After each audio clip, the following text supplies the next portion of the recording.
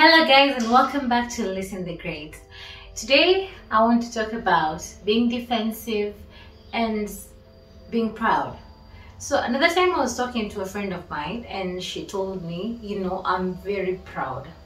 And then I looked back at the year that I've had and I thought about all the things I had been through, and I discovered that the whole year there was one thing that life was actually working towards, was shedding the pride off my system.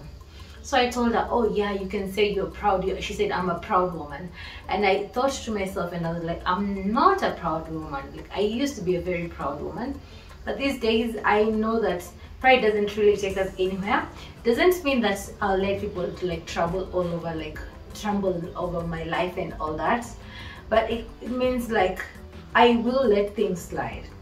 So when I'm thinking about pride and defensiveness and feeling like instead of letting the world sort its issues, we should fight for the world, we should fight for our place in the world, I've just thought about the things that have been happening over the past few days. One, the SonkoLeaks.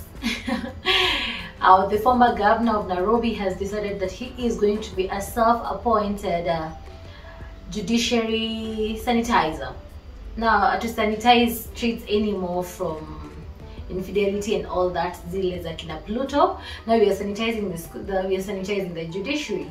And there was a KTN interview where he was interviewed, and he said that since he became a governor, he's found the use of having video evidence to defend himself from people who he feels are trying to get him involved into things that might be corruption based. So that's when he started making the videos, and he will keep unleashing the videos just to show that some particular people should actually be dealt with by the law in a more strict way.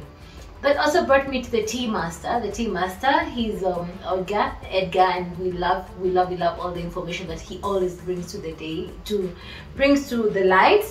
And the thing is, I just thought about him, and I was like, okay, the tea master, it's nice to bring all this tea, but what will happen to the day that when the world has tea on the tea master?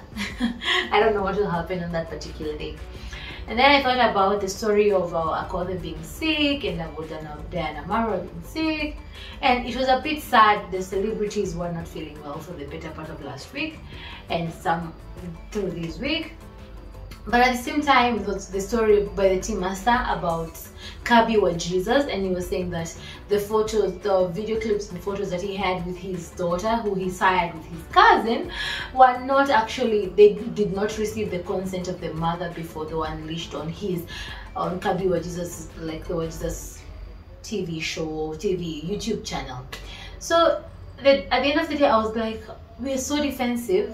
We feel like we owe ourselves so much. We feel like we're supposed to fight for so much, and to me it just brings me back to a humbling point, and I'm like, I also feel like I should tell the world so much. When I think about my life, I think I can write 3 books, not one book would not be enough, 3 books. But at the end of the day, it would be a bit sad, because most of the things would be like what people have done to me that I didn't think were nice, what I've also done. Okay, of course, with self-preservation, I'll be more of what happened to me and not mainly considering like what was my role in the things that actually happened to me. So I'm wondering, do people find it fair that there are these SonkoLeaks? Do you find it fair that Kabi wa Jesus is trying to use the daughter he'd been denying for a long time? Now he's trying to use her by having him the videos for views.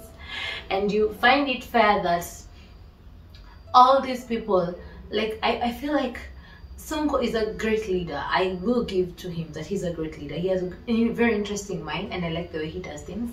But I think instead of him spending so much time on the SonkoLeaks, I think there could have been a better approach to handling corruption, to handling the judiciary. I think there could be a better approach, because if you look at this particular video that he let out with Nkada, they're having a private conversation. They're talking as friends, and this is, I feel like it's an invasion of privacy.